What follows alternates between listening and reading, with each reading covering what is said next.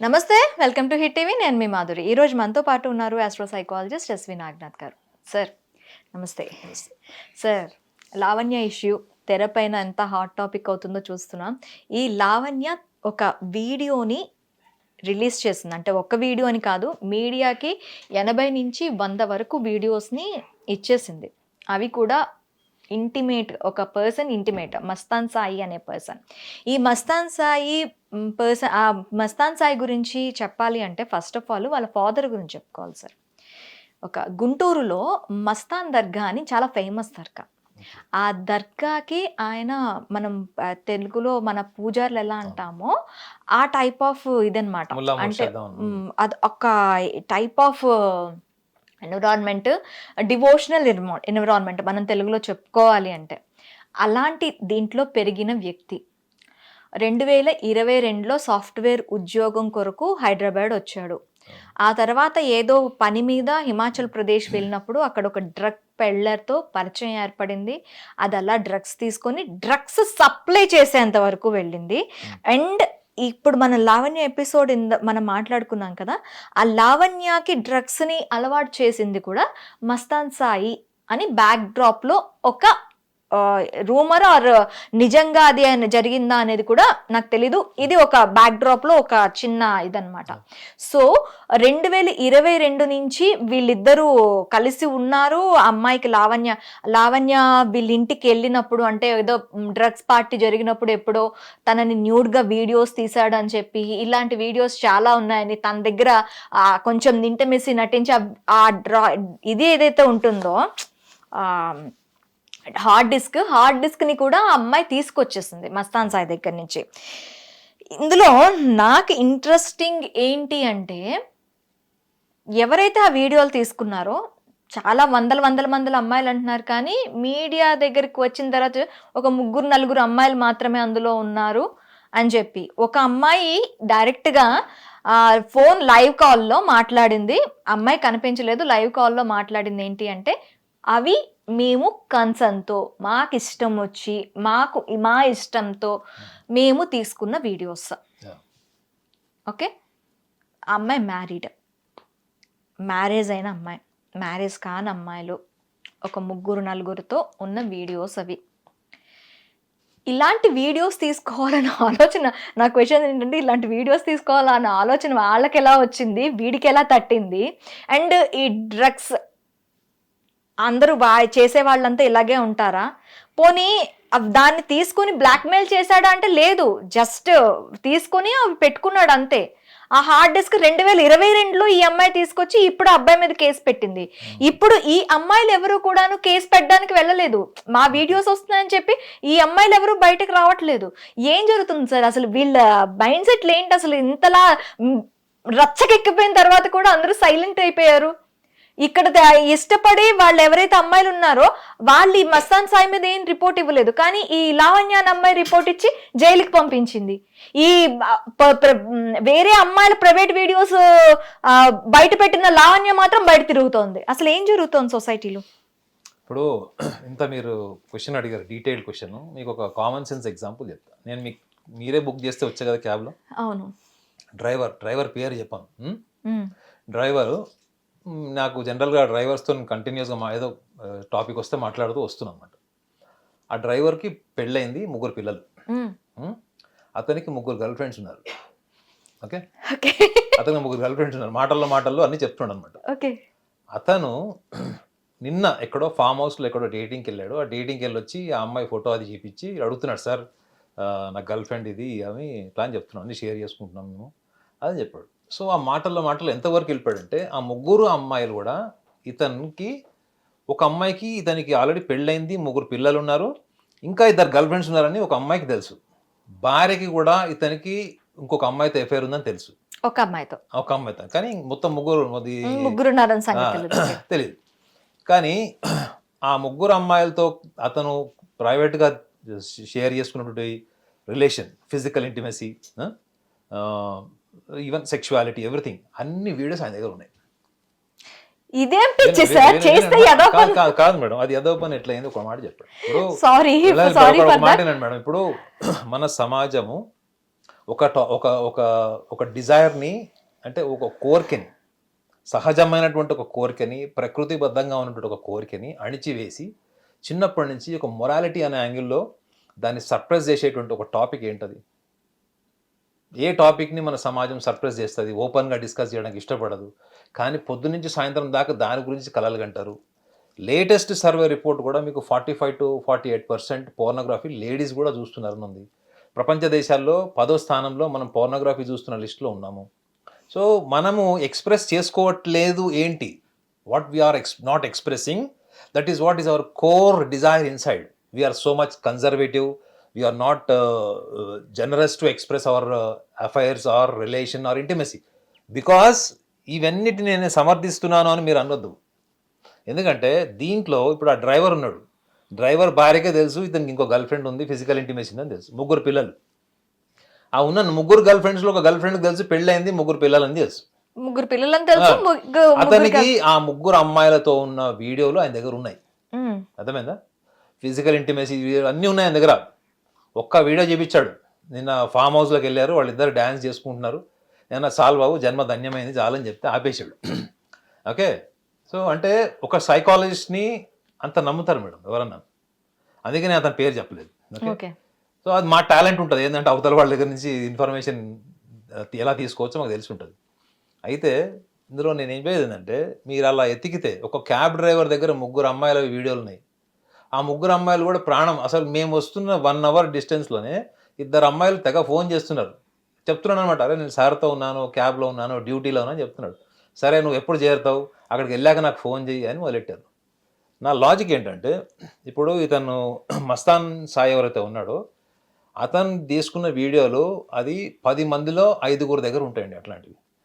ముఖ్యంగా ఈ front camera వచ్చిన తర్వాత, ఏం బాబు కెమెరామెన్లు, మొబైల్స్ వచ్చిన తర్వాత వేరు మేడం, ఫ్రంట్ కెమెరా వచ్చిన తర్వాత అసలు ప్రతి అమ్మాయి అబ్బాయి కూడా రిలేషన్లో పడిన తర్వాత వాళ్ళు ప్రపంచమే మర్చిపోతున్నారు. గతంలో మీకు ఐడియా ఉండి ఉంటుంది, వైజాగ్లో ఒక అతన్ని మీడియా ముందు ప్రజెంట్ చేశారు. మోర్ దాన్ 3000 వీడియోస్ ఉన్నాయి అతని దగ్గర.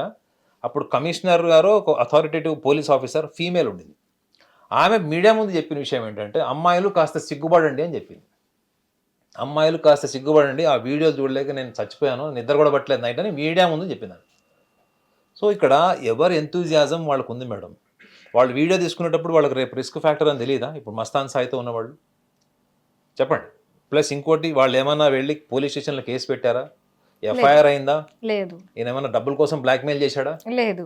సో మీ జీవితంలో మీరు ఏం చేసినా మీకు హాని కలిగించండి, సమాజానికి వ్యక్తులకి హాని కలిగించండి ఏదైనా కానీ పోలీసుల పరిధిలోకి ఎట్లా వస్తుంది? పోలీసు వాళ్ళు వాళ్ళ పర్సనల్ జోన్లోకి ఎట్లా వెళ్తారు?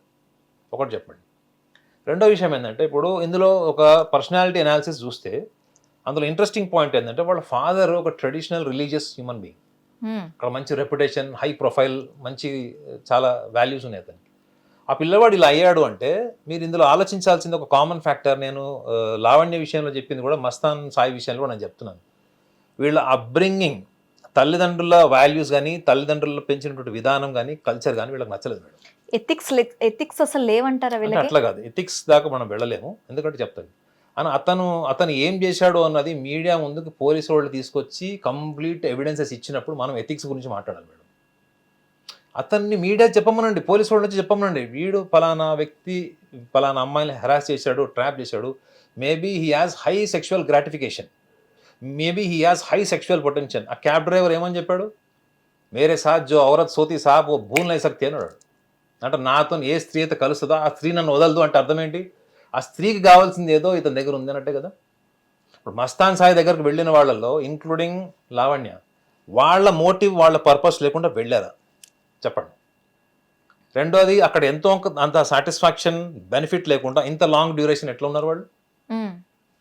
Point number 2.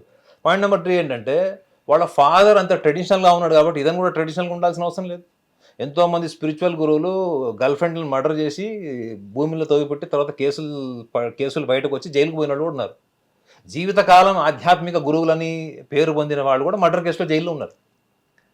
ఇక్కడ ఆలోచించాల్సింది ఏంటంటే, లావణ్య కానీ మస్తాన్ సాయి కానీ వాళ్ళకి పేరెంట్స్ ఇచ్చిన జీవితం నచ్చలేదు.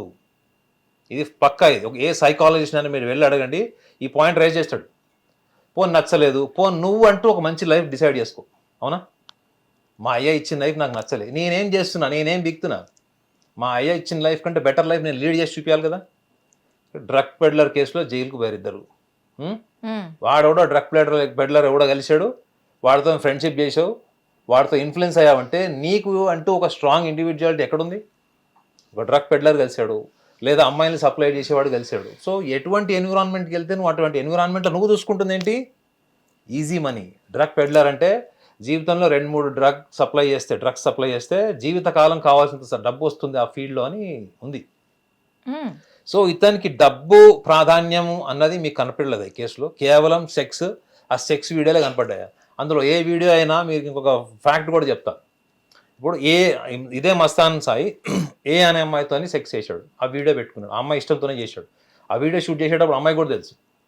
దాన్ని అతను మోటివేషన్ కోసమో, పర్సనల్ సెల్ఫ్ సాటిస్ఫాక్షన్ మాస్టర్బ్యూషన్ చేసుకోవడం కోసమో, ఏదో పోర్నోగ్రఫీ చూసి మాస్టర్బ్యూషన్ చేసుకునే బదులు నేను చేసిందే నేను చూసుకొని నేను మాస్టర్బ్యూషన్ చేసుకుంటాను అనే పర్సనల్ ప్లెజర్ కోసం కూడా పెట్టుకుని ఉండొచ్చు కదా. రెండోది, ఏ అనే అమ్మాయితో సెక్స్ చేశాడు, వీడియో పెట్టుకున్నాడు. అదే ఏ అనే అమ్మాయితో సెక్స్ చేసిన video B R C D E F G H అమ్మాయిని కలిసినప్పుడల్లా అదే మోటివేషన్తో చేయలేదని గ్యారంటీ ఏంటి? వాళ్ళకి చూపించలేదని మనకెట్ట తెలుసు? చూపించే ఉంటాడు. ఇవి మోస్ట్ కామన్ మేడం. ఇందాక క్యాబ్ డ్రైవర్ అందుకే చెప్పాను, వాళ్ళ పర్సనల్ డొమైన్లోకి అసలు సమాజం ఎట్లా పోతుంది అది చెప్పండి ఫస్ట్. ఎప్పుడో 2022లో ఎఫ్ఐఆర్, ఇప్పుడు 25లో వచ్చింది బయటికి. సో దీని అంతా వెనక ఒక మనిషి మొత్తం చక్రం తిప్పుతుంటే ఈవెన్ పోలీస్ డిపార్ట్మెంట్ వాళ్ళు ఎట్లా స్పెక్టేటర్గా ఉన్నారు ఒక విషయంలో చెప్పండి. ఇప్పుడు ఈ అమ్మాయిని కూడా ఇన్వెస్టిగేషన్ చేయాలి కదా. నువ్వు ఎందుకు వెళ్ళావు, ఆల్ ఆఫ్ సడన్ ఎందుకు వెళ్ళావు, వాళ్ళ పర్మిషన్ లేకుండా వాళ్ళ ఇంటికి ఎట్లా వెళ్ళావు, ఆ హార్డ్ డిస్క్ ఎట్లా తెచ్చావు, వాళ్ళ పర్మిషన్తో తెచ్చావా? నేను మీ ఇంట్లోకి వచ్చి ఏదైనా వస్తువు తీసుకొస్తే మీరు ఏం కంప్లైంట్ చేస్తారు? మా ఇంట్లో వస్తువు పోయింది, పలానా వాళ్ళ మీద నాకు డౌట్ ఉంది, వాళ్ళు తీసుకెళ్లారు. దీని గురించే, ఆ హార్డ్ డిస్క్ గురించే బ్లాక్మెయిల్ 3 years చేసింది ఆ అమ్మాయి. మేడం అదే ఇంత బయటకు వచ్చిన తర్వాత శుభ్రంగా ఎట్లా తిరుగుతుంది అమ్మాయి బయట? నా పాయింట్ ఒకటే మేడం, మస్తాన్ సాయి కానీ లావణ్య కానీ వాళ్ళ పేరెంట్స్ ఇచ్చిన జీవితం వాళ్ళకి నచ్చలేదు. వాళ్ళు ఒక లైఫ్ చూస్ చేసుకున్నారు. ఆ లైఫ్ చూస్ చేసుకున్న దాంట్లో యాంటీ సోషల్ థాట్స్ ఉన్నాయి, అందుకే జైలుకి వెళ్ళారు. అవునా కదా? మీరు యాంటీ సోషల్ యాక్టివిటీ ఉంటే జైలుకి వెళ్తారు, ఎవరైనా, మీరైనా నేనైనా. రెండోది ఏంది, పర్సనల్ ప్లెజర్స్ ఉన్నాయి. లావణ్య కూడా మల్టిపుల్ అఫైర్స్ ఉన్నాయని వాళ్ళు వీడియోలో పెట్టారు. మస్తాన్ సాయి కూడా ఉన్నారు. ఈ రోజుల్లో ఎవరికి లేవు చెప్పండి? ఎవ్రీ సెకండ్ ఫ్యామిలీకి ఎక్స్ట్రా మ్యారిటల్ అఫైర్స్ ఉన్నాయి. ఎవ్రీ సెకండ్ పర్సన్కి ఉన్నాయి మల్టిపుల్ అఫైర్స్. అవి కొన్ని ఉంటాయి, కొన్ని ఉండవు. కొంతమంది బాగా నమ్మి వీడియోల వరకు వెళ్ళిపోతారు, కొంతమంది నమ్మరు. కానీ లేని రిలేషన్స్, లేని అఫైర్స్, ఇవన్నీ కూడా మనం మాట్లాడాలంటే వీళ్ళ ఇద్దరు విషయంలో, ముఖ్యంగా మస్తాన్ సాయి గురించి మనం మాట్లాడాలంటే మాత్రం, అతను మొన్న ఆమె బ్లాక్మెయిల్ చేస్తే కూడా నేను సూసైడ్ చేసుకుంటాను, ఫ్యాన్కి హ్యాంగ్ చేసుకుంటాను అని కూడా బెదిరించాడు. అయినా ఆమె జీరో ఎంపతి, నిర్దాక్షిణ్యంగా కట్ చేసి ఆమె చేయాల్సిన పని ఆమె చేసింది. ఆమె పర్సనల్ మోటివ్ ఏదో ఉంది అందులో. మేబీ ఆమె వీడియో తీసుకోవడానికి, డిలీట్ చేయడం కన్నా చేసి ఉండొచ్చు. అతని ఫోన్లో కూడా బెదిరించి ఉండొచ్చు, నీ వీడియో బయట పెడతాను అతను బెదిరించి ఉండొచ్చు. So vice versa madam. ఇందులో ఎవరన్నా ఒకళ్ళు నిజాయితీ పరులు ఉన్నారని మీకు అనిపించింది ఇందులో ఈ మొత్తం కేసులో? ఎవ్వరూ లేనప్పుడు ఒకళ్ళు జైల్లో ఉన్నారు, ఒకళ్ళు శుభ్రంగా బయట దిగుతున్నారు.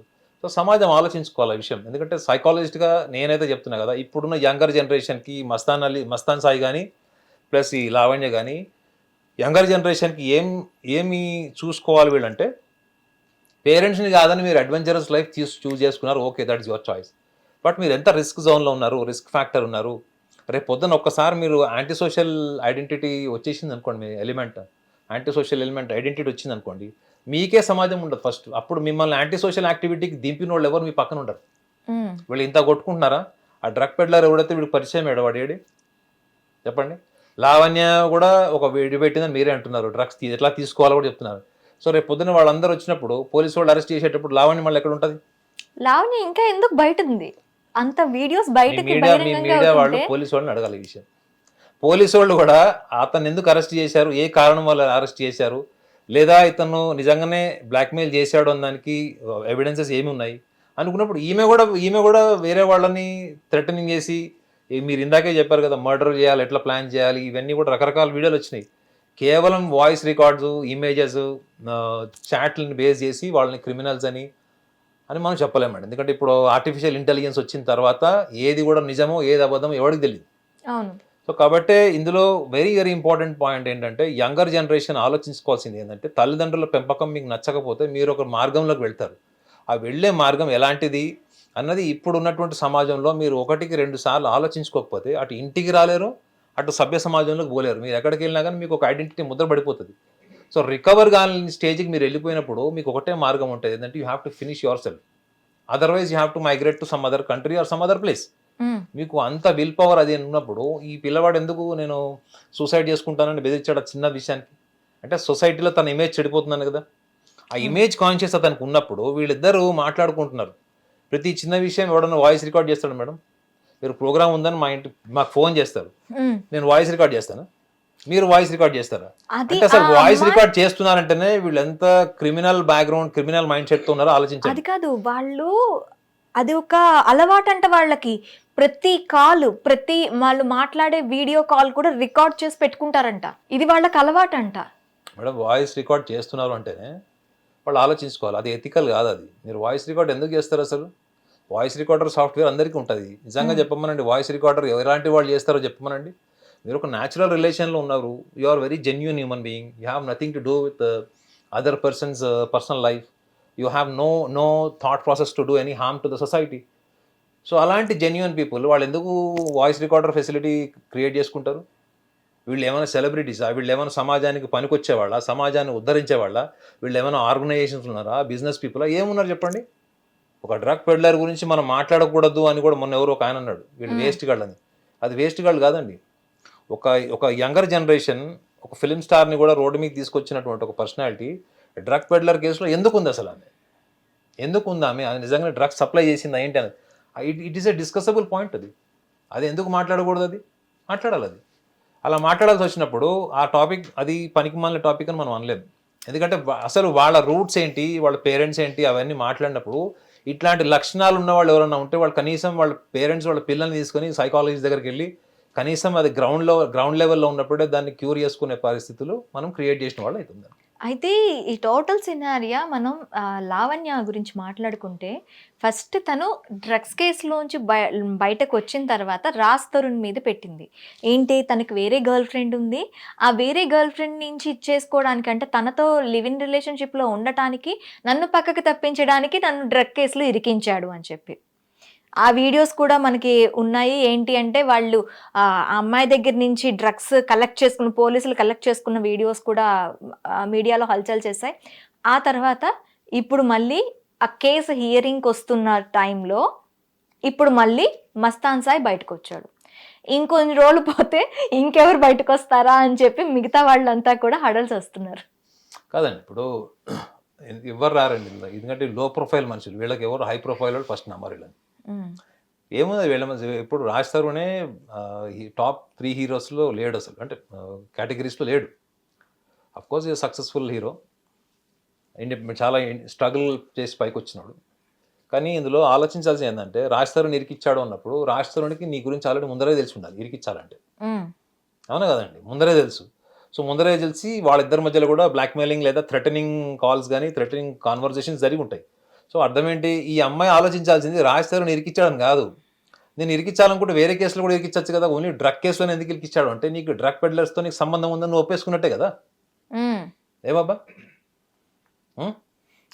నువ్వు ఏ ఫీల్డ్లో ఉన్నావో అది యాంటీ సోషల్, రెండోది జైలుకి వెళ్తావు, రేపు పొద్దున క్రిమినల్ ఐడెంటిటీ వస్తుంది నీకు అని ఆల్రెడీ నీ గురించి అవేర్నెస్ ఉన్నవాళ్ళు నేను ఇరికిచ్చారంటే నువ్వు ఆ డొమైన్లో ఎందుకు ఉన్నావు నువ్వు అసలు?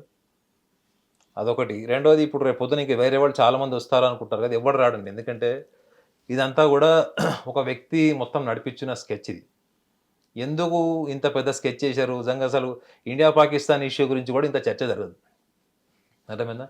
మొన్న బంగ్లాదేశ్లో అంత జరిగింది, దాన్ని కూడా ఒక 4 రోజులు మాట్లాడారు, అయిపోయింది, క్లోజ్ అయిపోయింది. కానీ వీళ్ళ చూస్తుంటే 1 year నుంచి అది అసలు ఎపిసోడ్స్ మీద ఎపిసోడ్స్ బయటకు వస్తూనే ఉన్నాయి, కొత్త కొత్త కోణాలు బయటకు వస్తున్నాయి.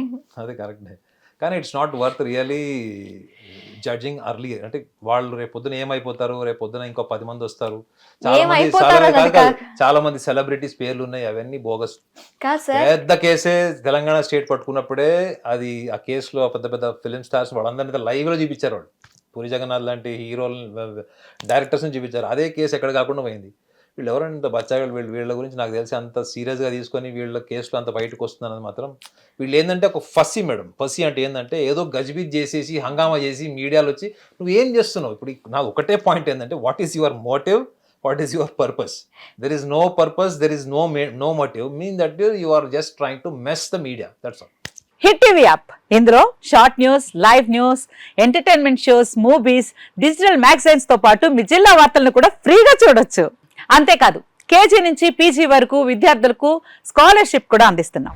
ప్రతి వారం 10 మందికి లక్కీ డ్రా ద్వారా ఒక్కొక్కరికి 10,000 రూపాయలు అందిస్తున్నాం. ఇంకెందుకు ఆలస్యం, వెంటనే హిట్ టీవీ యాప్ ని డౌన్లోడ్ చేసుకుని ఫ్రీగా ఎంటర్టైన్మెంట్ పొందండి. Hit TV app. Hit TV app. Please download Hit TV app. Hit TV యాప్ని ఫ్రీగా డౌన్లోడ్ చేసుకొని ఎంజాయ్ చేయండి. మీకు నచ్చిన ఎంటర్టైన్మెంట్ కోసం హిట్ టీవీ యాప్ ని ఫ్రీగా డౌన్లోడ్ చేసుకుని ఎంజాయ్ చేయండి. హిట్ టీవీ యాప్ని డౌన్లోడ్ చేసుకుని ఆస్వాదించండి, ఆశీర్వదించండి. ఇంతమంది సెలబ్రిటీలు హిట్ టీవీ యాప్ ని డౌన్లోడ్ చేసుకోండి అని చెప్తున్నారంటే ఎంత మంచి యాప్ ఆలోచించండి. అమెరికా అమెరికా అమెరికా అమెరికాలో చదవాలనుకునే వాళ్ళకి విశ్వసనీయమైన పేరు మన శౌర్య consultancy. UK Law 1 Year Masters. UK Law 1 Year Masters. 2 years work permit up to 5 years visa. Contact Saurya Consultancy. Contact 89851 89851.